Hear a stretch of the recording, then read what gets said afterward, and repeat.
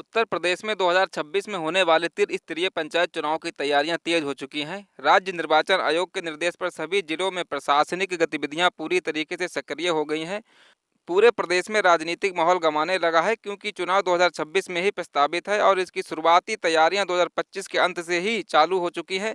ये चुनाव ग्रामीण लोकतंत्र की आधारशिला माने जाते हैं। जहां गांव स्तर पर नेतृत्व का निर्धारण होता है, वहीं चुनावी तैयारियों के बीच मतदाता सूची को भी लेकर एक बड़ा अपडेट सामने आया है। पंचायत चुनाव मतदाता पुनरीक्षण अभियान के तहत दावे और आपत्तियां दर्ज कराने की अवधि मंगलवार को समाप्त हो गई। अब निर्वाचन आयोग 6 जनवरी तक दावे और आपत्तियों का निस्तारण करेंगे। 6 फरवरी को अंतिम सूची प्रकाशित की जाएगी। राज्य निर्वाचन आयोग ने 23 दिसंबर को पंचायत चुनाव मतदाता पुनरीक्षण 2025 सूची प्रकाशित की थी। दावे और आपत्ति के लिए 7 दिनों का समय दिया गया था। आयोग के अफसर ने बताया कि जिले स्तर पर आपत्तियां आई हैं, उन सभी आपत्तियों पर सुनवाई की जाएगी। सही तथ्यों के आधार पर सूची में बदलाव किया जाएगा। उन्होंने ये भी बताया कि अंतिम सूची प्रकाशित होने के बाद भी नए वोटर बनने संबंधी प्रक्रिया जारी रहेगी, सुधार भी किए जाएंगे। इस बीच हम आपको बता दें कि एक बार फिर से एसआईआर की तारीख बढ़ा दी गई है। जो अंतिम तारीख है अब बढ़ गई है। चुनाव आयोग ने एक बार फिर विशेष गहन पुनरीक्षण यानी कि एसआईआर की तिथियां संशोधित कर दी हैं।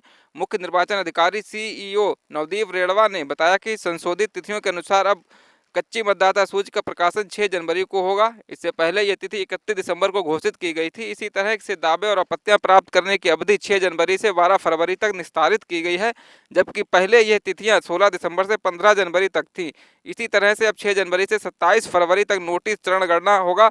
प्रपत्रों का निर्णय, दावे और आपत्तियों का निस्तारण किया जाएगा। उत्तर प्रदेश की मतदाता सूची का अंतिम प्रकाशन 6 मार्च को किया जाएगा। पंचायत चुनाव में ओबीसी आरक्षण तय करने से पहले पिछड़ा वर्ग आयोग का गठन अनिवार्य हो गया है। आयोग को काम शुरू करने के बाद आरक्षण निर्धारण में कम से कम 3 महीने का समय लगेगा।